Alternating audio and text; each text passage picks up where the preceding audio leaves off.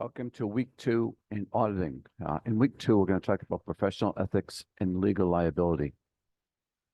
So before I do a short introduction to those two chapters, let me just show you the outline for the week 2 course. So we have the instructor's perspective here, which if you click on this, you'll find some high-level objectives. There's a 5-minute AI-generated video describing chapters 4 and 5. And then I post the slide deck from chapter 4 and chapter 5. There's a case study as we had in week 1, and there's a graded assignment. And as is the case with week 1, you're allowed multiple attempts to complete the graded assignment. So you should get full credit for the graded assignment, and you should also get full credit for the case study. Okay, so what I'm going to do now is to provide a short recording that will introduce chapter 4, which deals with professional ethics.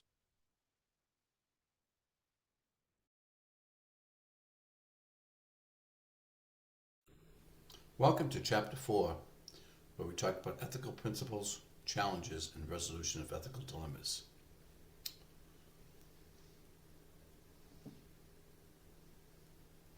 So ethics are those things that drive us to go above and beyond the legal requirements. Things like honesty and integrity, and fairness and justice. Very important to our society and also very important to each individual profession, which typically has a unique set of ethical principles. When it comes to the accounting profession, there are 6 areas that the AICPA outlines: responsibility, public interest, scope of practice, etc. So you should become familiar with those as you read through chapter 4 of the textbook and the slides that I've posted. Very important that you understand the basic principles that are of ethics that accountants have above and beyond what we as human beings have.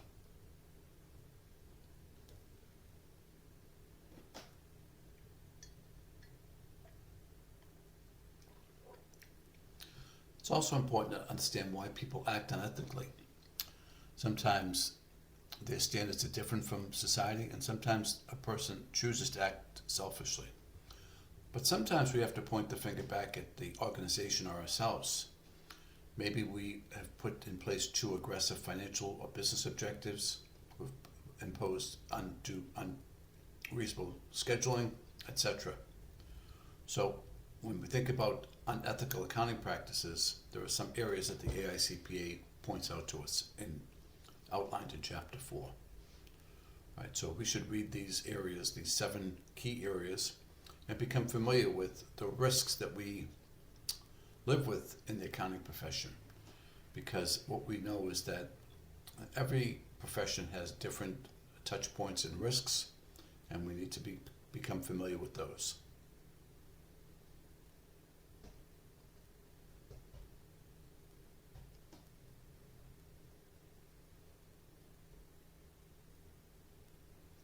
So Sarbanes-Oxley, along with the SEC and PCAOB, have placed additional requirements when it comes to ethical issues and independence.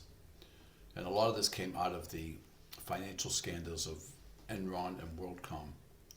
So an auditor should not audit his or her own work, an auditor should not function in the role of management, and an auditor should not serve an advisory role to his or her client. So those things are above and beyond what we might think about as just simple ethical principles. And then lastly, when we think about when you have an ethical dilemma, how do you deal with it? So what the AICPA recommends is that first you try to resolve it within the organization in a professional manner. If you can't do that, then you have to decide whether it's appropriate to go to legal authorities or an outside authority, or whether you should simply resign from the organization. Okay, so I think that's a good introduction to chapter 4, the key issues, and next recording will be on chapter 5. Okay, next we're going to talk about chapter 5. Chapter 5 deals with the legal issues that auditors and CPAs are likely to face during their time. Unfortunately, the United States has become a highly litigious society, and auditors and CPAs are not exempt from that problem. So we need to understand what are the risks, and then what are some of the methods that one might do to mitigate the risks. So that's what Chapter 5 focuses on. And here's a brief introductory lecture on the topic that will help you get started into understanding Chapter 5. After you've watched this brief introduction, please go through the materials I've posted, and then you can then do the graded assignment and the discussion board / case study, which is a combination of chapters 4 and 5. Chapter 5 deals with legal concerns in a litigious society, which is where we find ourselves in the United States today. And when we think about these issues, we have to focus in on how that might impact the auditor and CPA practices in particular.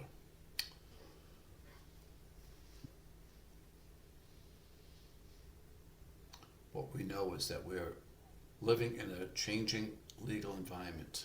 So historically, auditors were held to responsibility under what's called as common law, but increasingly there are other civil issues that are coming up, particularly under breach of contract and negligence.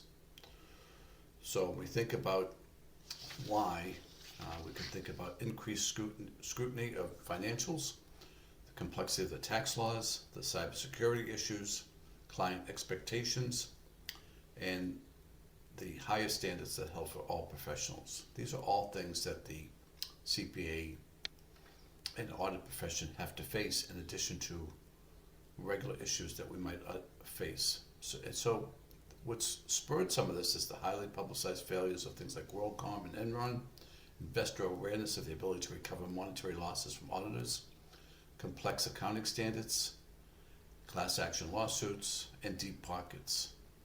So it's important to distinguish between business failure, and audit risk. Sometimes investors and creditors fail to do that. But a business failure is simply when a business is unable to meet its obligation to investors. An audit failure is when the auditors fail to carry out due diligence and miss something in a material way. So when we think about the liabilities that auditors face, it's significant and includes both contract, negligence, and fraud. So there's a lot to be concerned about as you read Chapter 5, and something that all professionals have to be concerned about in our environment. So the next question is, what can the profession and individual CPA do to reduce the threat of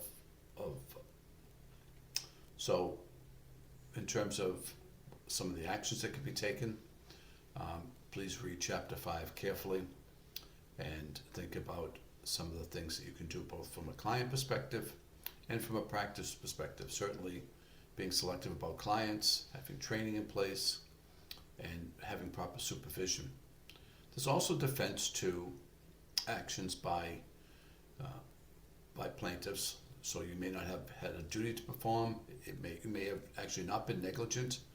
There may have been contributory factors, and there may be no cause and effect. So it's a tough environment from a legal perspective in every profession, and the accounting profession is no exception to that. So as you read through Chapter 5 and you think about some of the things that you might be exposed to in your career, it's important to recognize that, unfortunately, in the United States, it's become a very litigious society. And because the CPA profession plays such a key role in the capital markets with investors and creditors, they come under special scrutiny.